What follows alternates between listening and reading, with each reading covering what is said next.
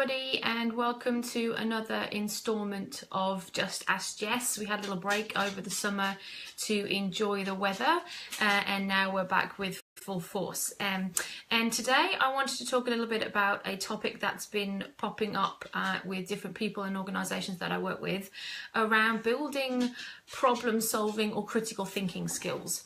So the ability to identify a problem, to gather all the relevant information, to analyse it, to think about options for solutions, to determine what's the best way forward and to make a recommendation is a real important skill set in today's fast-paced and never-changing world.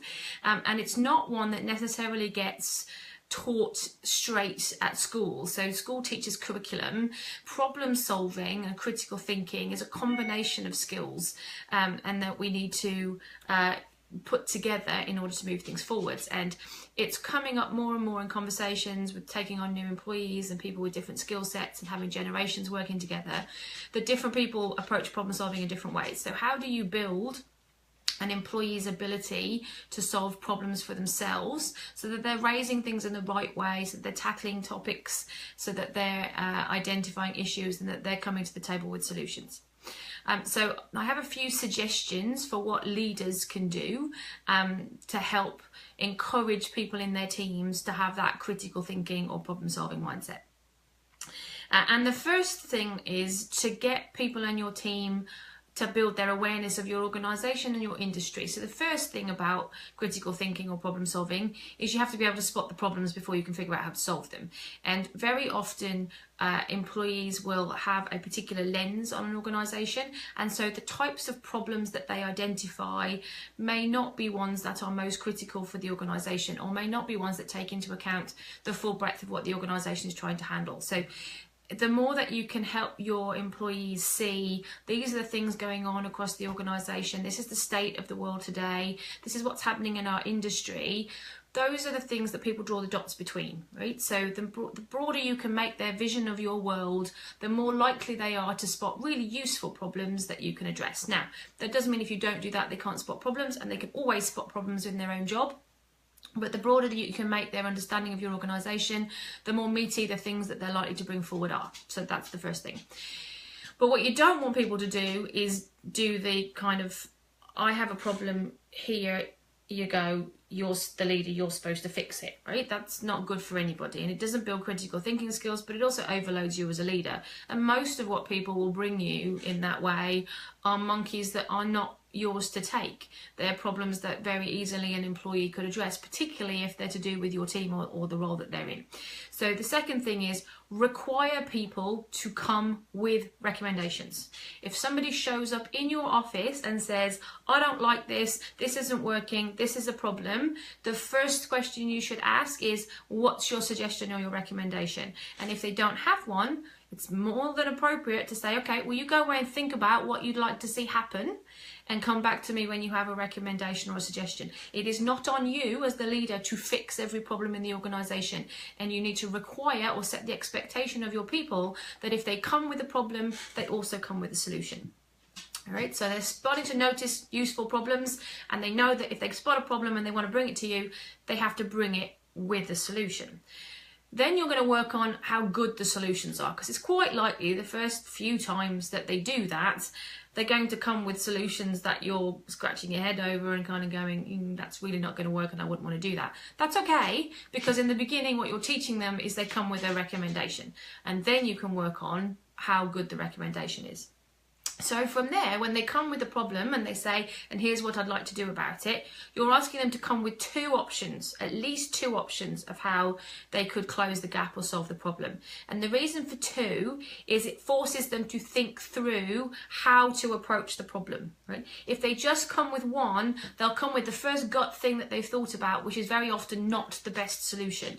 So to get them thinking about all the things involved in solving that problem, make them come with two options. Okay, And then when they come with those 2 options, you're going to ask them questions that make them think about the impact of those options. So you're going to ask them questions about cost, right? Well, which is the cheapest, okay? And which is going to be the best? And which is going to have the better impact for us? And which one can we do faster, right? So you're getting them thinking about resources, costs, risks, impacts, all the things that you would likely think about as a leader, but they're probably not quite there yet.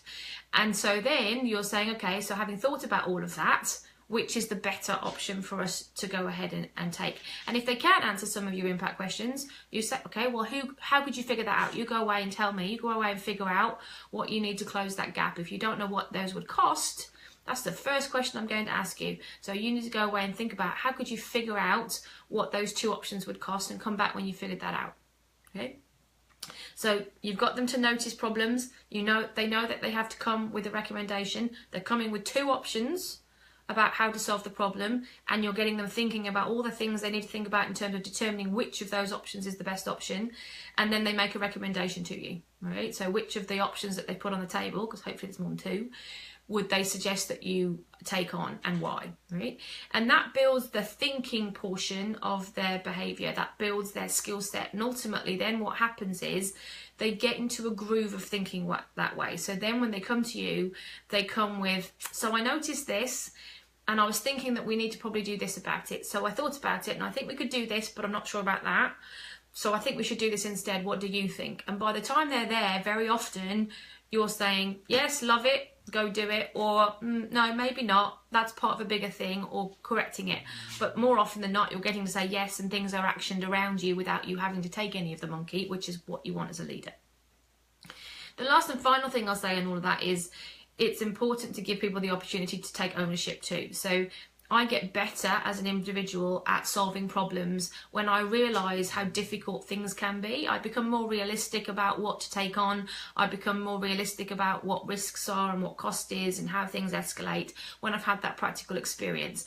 So the more that you can actually delegate opportunities for that to people, the more that you can give them projects to work on, or delegate part of your task load to people to go and explore, the more you're building their general intelligence around problem solving in your organisation, and that can only help in terms of the realism with the solutions they bring to the table. Okay, so in a nutshell, build their awareness, help them understand the context in the organisation. If they're coming with the problem, which is, I don't like the way the envelopes taste, well, guess what? That's probably not the most critical problem that's being faced by the organisation right now. You might still want them to solve that, but it helps them understand everything else. And then you're asking them to bring a recommendation. They have to come with problems, with solutions. They have to have at least 2 options, and then you're coaching them on the impact of those options. They're identifying the recommendation that they're going to make, and if you can, you're actually assigning the responsibility of doing the work now to them, so that they understand every time they come with a problem they want solved, somebody has to take the pain on of solving that. So it's not just as simple as throwing your problems over the fence. Even if you put a solution with them, there's a real impact associated with raising things in an organisation. So those are my general suggestions for how leaders can coach their people. If you're an individual, don't go to anybody in your organisation with a problem unless you have a suggestion about how to fix it, and unless you're willing to put your energy and your skin on the line to try and fix that problem. If you don't like something, you don't like it. And if you want it changed, you need to be willing to put your hand up and say, yes, I'm willing to be involved in fixing that.